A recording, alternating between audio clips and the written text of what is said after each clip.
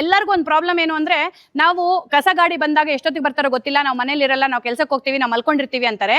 ಎಲ್ಲ ಓನರ್ಸ್ಗೂ ನಾನು ಬೆಂಗಳೂರಲ್ಲಿ ರಿಕ್ವೆಸ್ಟ್ ಏನು ಅಂದ್ರೆ, ಎಲ್ಲರೂ ದಯವಿಟ್ಟು ಈ ತರ ಹುಕ್ ಸಿಸ್ಟಮ್ ಪ್ರೊವೈಡ್ ಮಾಡಿಬಿಡಿ ನಿಮ್ಮ ಟೆನೆಂಟ್ಸ್ಗೆ. ಅವ್ರ ಟೆನೆಂಟ್ಸು ಅವ್ರ ಫ್ಲಾಟ್ ನಂಬರ್ ಹಾಕ್ಬಿಟ್ಟು ಇಲ್ಲೇ ಒಂದು ಒಣ ಕಸ ಬ್ಯಾಗು, ಹಸಿ ಕಸ ಬಿನ್ನು, ಆಮೇಲೆ ರಿಜೆಕ್ಟ್ ವೇಸ್ಟ್, ಸ್ಯಾನಿಟರಿ ವೇಸ್ಟ್ ಬಿನ್ನು ಇಲ್ಲೇ ಹಾಕ್ಬೋದು.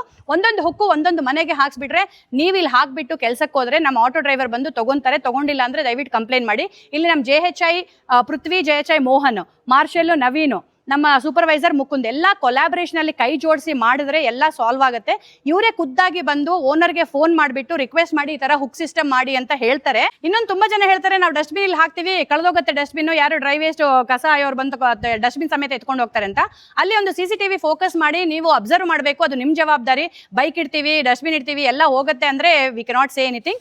ಗೇಟ್ ಒಳಗಡೆಗೂ ನೇತಾಕ್ಬೋದು ಸೇಫ್ಟಿಗೋಸ್ಕರ ಬೇಕು ಅಂದ್ರೆ. ಯು ಡೂ ಯೋರ್ ಅರೇಂಜ್ಮೆಂಟ್ಸ್, ನಿಮಗೆ ಸೇಫ್ಟಿ ಎಷ್ಟಿದೆ ನೋಡ್ಕೊಂಡು ಮಾಡಿ.